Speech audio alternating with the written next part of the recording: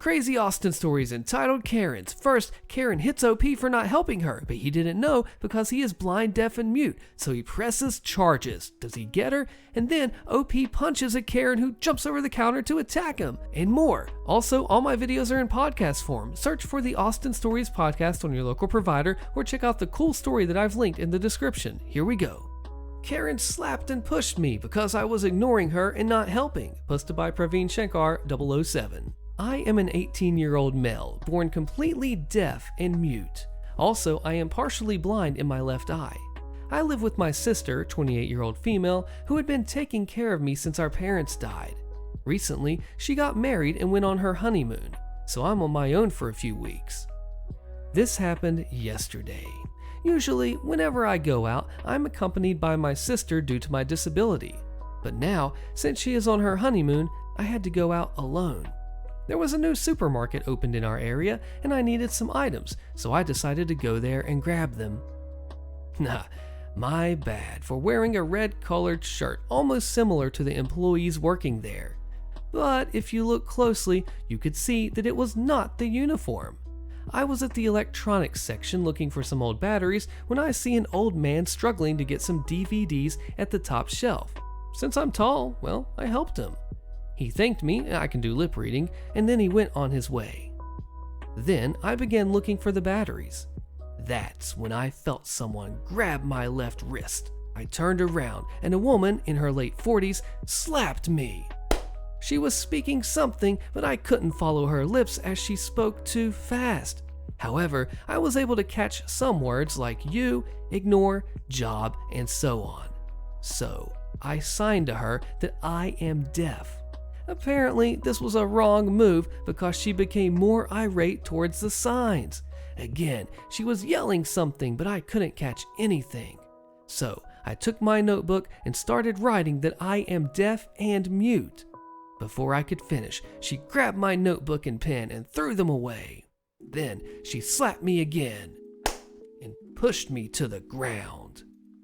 Luckily, by this time, a store employee came to see what the commotion was about. He saw me on the ground and helped me up, and then he asked me what happened. Before I can sign to him, Karen starts to yell at the employee. I don't know what she said as she was not facing me. After she finished, I signed to the employee that I cannot hear or speak. Fortunately, he understood and explained this to the lady, but she is still not convinced. She tries to assault me again, but I moved away. Then I wrote and showed the employee to call the cops on her. The employee nodded and called the cops. Karen tried to run away, but the security caught her. The police arrived in about 10 minutes. They first talked to the employee, who explained the situation about how Karen assaulted me because she mistook me for a store employee. One police officer comes and speaks to me. I understood that he wanted my version of events, so I wrote everything down and showed it to the officer. Then they went to check the CCTV footage, and they came back and asked me if I wanted to press charges. I gladly said yes. Karen was then placed in handcuffs and given a free ride at the back of a police cruiser. The manager then explained to me that Karen thought I worked there and she became angry that I ignored her. She had been standing on my left side, so obviously I couldn't see her. The store manager then offered me a 50% discount on the products. I texted my sister about the events that happened and she was livid. Oh, did I mention that my sister is a lawyer? She told me that she herself will be handling the case and would see to it that Karen would get the maximum time. Court date is in around 40 days. I will update about it after court. Edit. I noticed many were asking about masks. She was indeed wearing one, but during that encounter she had it on under her chin and not covering the nose or mouth. Also, lawyers in India can represent their family in court as long as they are not directly involved in it and the judge is not a relative to the lawyer. My goodness, and see if you agree with me here. This is the type of Karen that feeds her houseplants expensive Fiji bottled water, brings them out for the guests, puts them back when they're gone, neglects them in the basement, and then blames them for dying.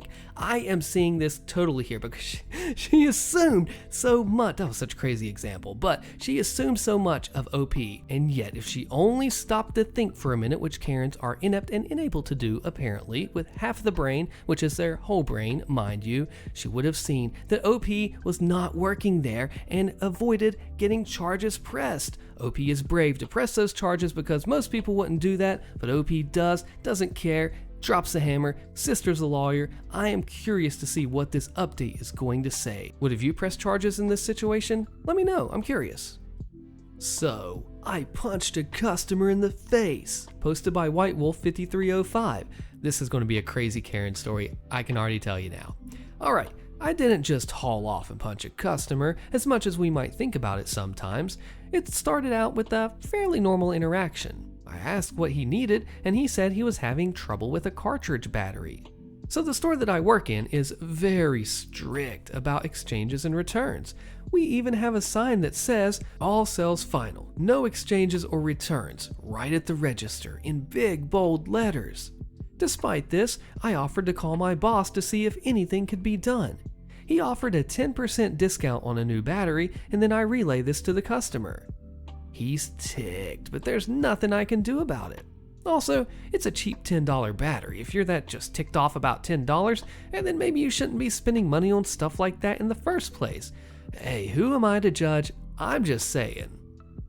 So, well, he starts to throw a fit. I mean, just screaming and just yelling the works. I'm not saying anything at this point because I know there is no reasoning with him.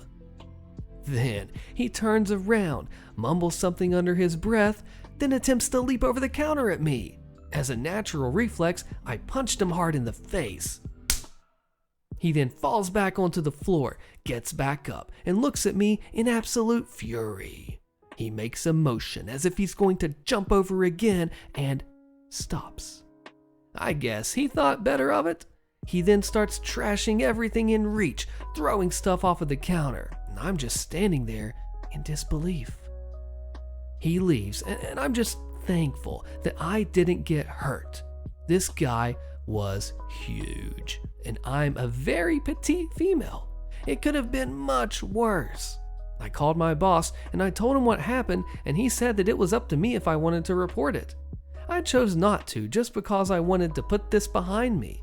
Not to mention, my anxiety was through the roof, and I couldn't imagine dealing with cops.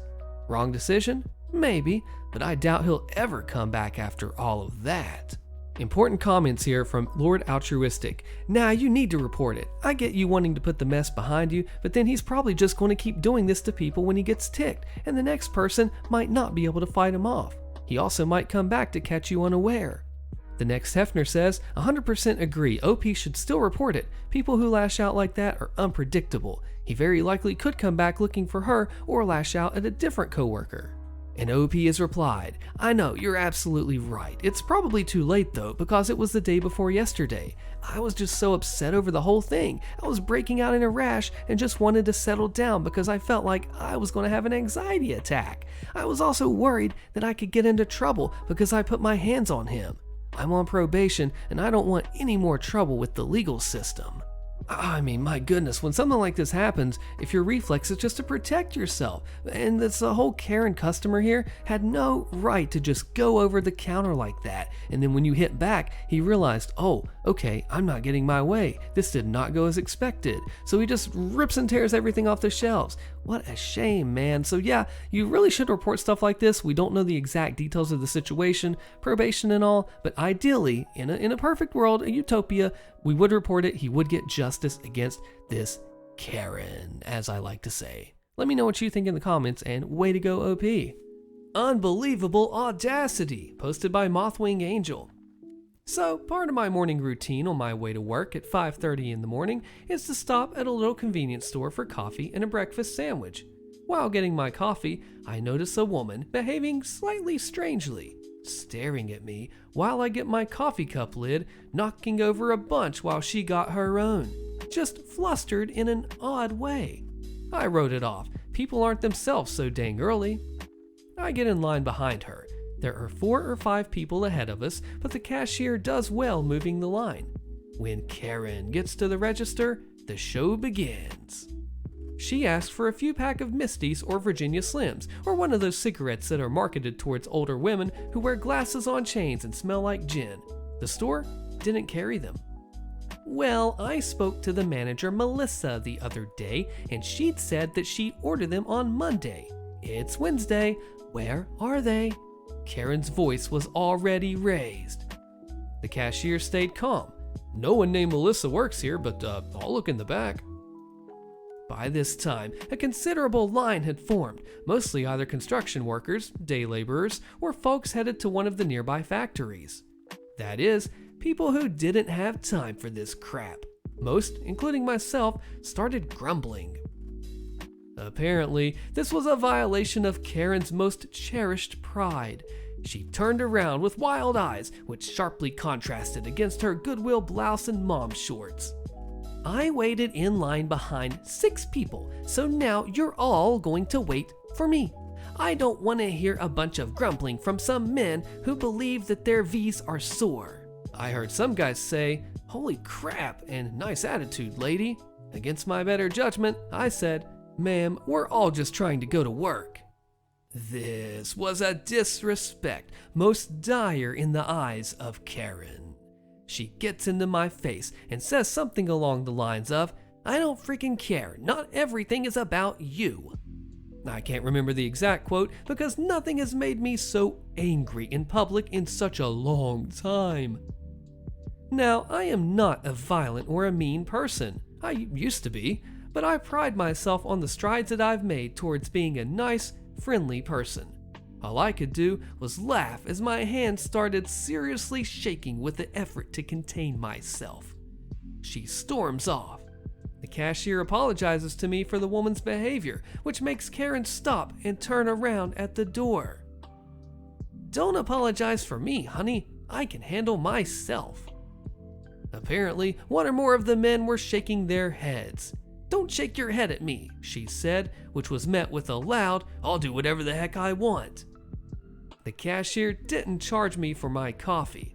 While I walked to my car, Karen leaned on her horn and waved at me. I am so proud of myself for not giving in to my urge to make an even bigger scene. Some freaking people, man, who wakes up and decides to ruin strangers' days.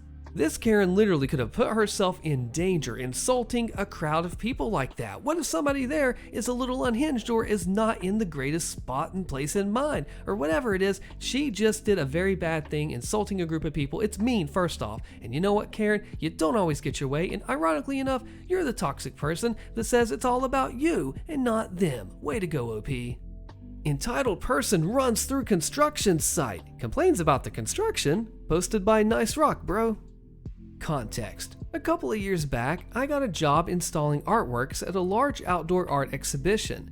Basically, a bunch of cool sculptures would be placed along a popular walkway and in surrounding parks so that the public could freely walk and interact with them for a few weeks before they were sold to private collectors. It's super popular here and, please note, happens every year. Because the installations aren't permanent, we have to bury large slabs of concrete in the ground to act as bases, or ship in huge weights to hold them down so people don't steal them or push them over, which did actually happen that year. $50,000 off a cliff, but whatever. I should also note that this takes place in a super wealthy area of town, like one of the most expensive places to live in the country, if not the world. So we get a lot of really out of touch rich people coming through, and most of my stories are about them. Story. So the main walkway is big enough for pedestrians only, which means we have to lower the weights in by crane. To do this, we stationed people, me, on the path just before the installation point, and once signaled, we would rope off the path so the crane could lower these insanely heavy slabs down to us. Because the walkway is popular, and I cannot stress this enough, the path would only be closed for about 2 minutes tops each time. and reopened in between deliveries so people could pass through. Enter me, getting the signal that one of the slabs is about to cross over the path. I rope off the area, stand there in my high visibility uniform, and explain to the people waiting that there is construction work ahead and to wait 2 minutes. Most are chill, there's a crowd, whatever. Enter entitled person. Runner type, fancy Fitbit, totally in the zone. He runs up to the rope, no sign of stopping, and glares at me. I put up my hand and start to say my, "Sorry sir, we're just moving a sculpture ahead. It'll be a minute tops and then you can go," spiel, but the guy has already lifted and ducked under the tape. I start fumbling for my walkie-talkie. "Hey boss, you know that comically large concrete slab that you're currently moving? There's a guy under it probably." But it turns out I don't need to because I can already hear shouting from around the bend. "What the heck? That could have hit me, mate. Jeez," is all I hear before my boss pops his head up from the crane and looks at me. I do an "I don't know man" hands and point to the rope. He does a comical facepalm and heads back. I heard from my coworker who was guiding the block down that apparently after yelling his piece, he kept on running again, still through the active site. He was out of the way of further danger by then, but gotta get that cardio, I guess.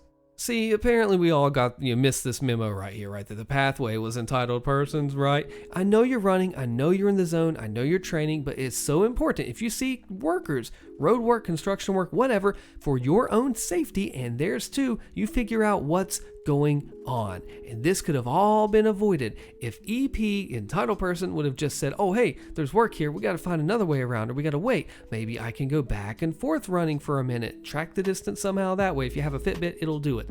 Either way, entitled person, you should have waited. You didn't. Patience is a virtue. You didn't have it, and you got what was coming to you.